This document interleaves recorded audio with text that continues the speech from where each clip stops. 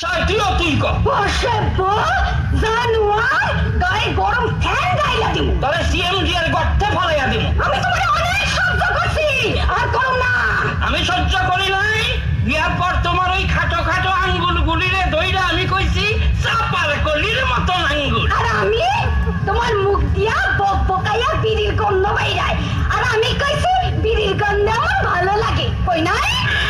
কই নাই? তোমার ওই দুইটা টেরা চোখ আর জীবন ভর তোমারে আমার শুনোইনি কইয়া ডাকতে হইতে আছে। আর কত স্যাক্রিফাইস করুম। কারণ বিয়ের আগে প্রেমিক বৃন্দ অতি আবেগের গতি থামাতে না পেরে প্রেমিকাকে বিভিন্ন প্রতিশ্রুতি দিয়ে থাকে, যেমন তোমাকে আকাশের চাঁদ এনে দেবো, তোমার জন্য আমি পাগল হয়ে যাব। তবে বিয়ের পরে তেল লবণের হিসাবের পাল্লায় পড়ে পাগল ঠিকই হয়, তবে আকাশ থেকে চাঁদ এনে দেওয়া তো দূরের কথা, বাজার থেকে একটি মুরগিও এনে দিতে পারে না। আর এই জন্যই প্রেমিকার হাতের ফুল বিয়ের পরে হয়ে ওঠে ফুল ঝাড়ু। বিশ্বাস না হয় শুনেই দেখুন লাভ ম্যারেজ করা দম্পতির অলাভের এই দ্বন্দ্ব সঙ্গে ছন্দ।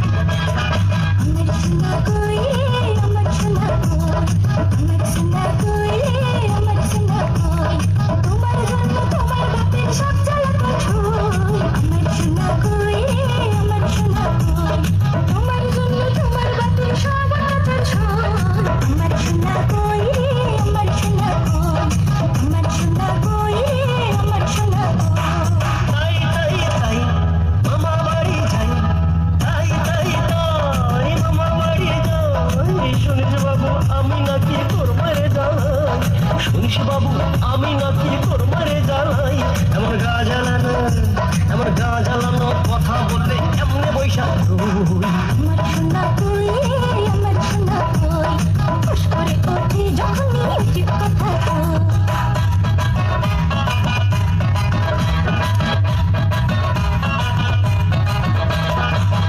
গাছে তোতা পাখি ডালিম গাছে মৌ, আগে জানলে ঘরে আনতাম না এমন ঝগড়াটে বউ।